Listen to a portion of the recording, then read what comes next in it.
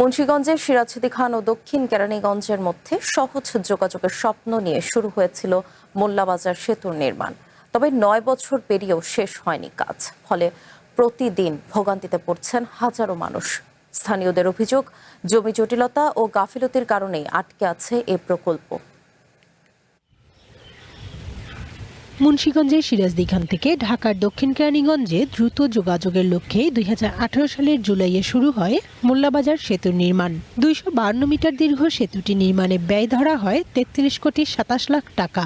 ২০২০ সালের ডিসেম্বরেই কাজ শেষ হওয়ার কথা ছিল, কিন্তু সময় পেরিয়ে গেলেও এখনও চালু হয়নি সেতুটি। স্থানীয়দের অভিযোগ, আবাসন কোম্পানির জমি নিয়ে জটিলতা, জমি সিন্ডিকেটের প্রভাব এবং সংশ্লিষ্টদের গাফিলতিতে থমকে আছে নির্মাণ কাজ। প্রতিদিন এই পথে ১৫ থেকে ২০ হাজার মানুষ চলাচল করেন। সেতু চালু হলে মাত্র ৩০ থেকে ৪০ মিনিটে ঢাকায় পৌঁছানো সম্ভব হতো।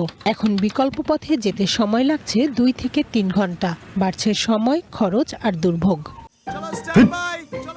লাইফে কোনো কিছুর গ্যারান্টি নাই, তাই ইন্স্যুরেন্স করুন সিটি ব্যাংকে। কারণ ইন্স্যুরেন্স করলে সিটিতে সুরক্ষা পাবেন নিশ্চিন্তে। সকালে আসলাম, দেখা যাচ্ছে ১০০ ঘন্টা এসে বললাম। এই ব্রিজটা হলে আমাদের ৪০-৪৫ মিনিটে ঢাকা যাতায়াত করতে পারবো। ব্রিজের কারণে আমরা অনেক দুর্ভোগের মধ্যে আছি। কত কষ্ট করে একটা ফেরি পার হয়ে একটা হুন্ডা নিয়ে আমরা ঢাকা যেতে হয়। আমাদের ব্রিজটা যতদিন না হচ্ছে ততদিন পর্যন্ত আমাদের যে ভোগান্তি, এই ফেরি নিয়ে ঠেলাটির আমাদের খুব কষ্ট হয়।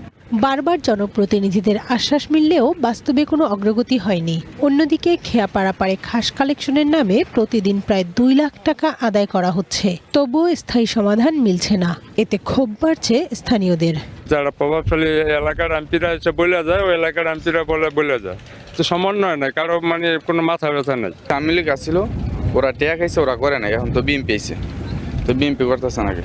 সংশ্লিষ্টদের মতে সেতুটি চালু হলে মুন্সিগঞ্জ ও ঢাকার মধ্যে চিকিৎসা, শিক্ষা এবং ব্যবসা বাণিজ্যে নতুন গতি আসবে। স্থানীয় অর্থনীতিও হবে আরো শক্তিশালী। আমাদের পার্টি কিছু নাই, ওই ব্রিজটা হয়ে গেলে দেখা যাচ্ছে যে ওদের সে আমাদের এই যে মুন্সিগঞ্জের বিশেষ করে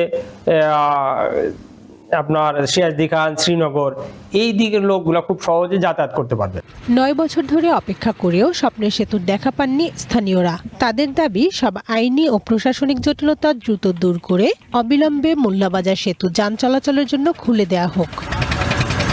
ওয়ান ন্যাশনাল ডেস্ক।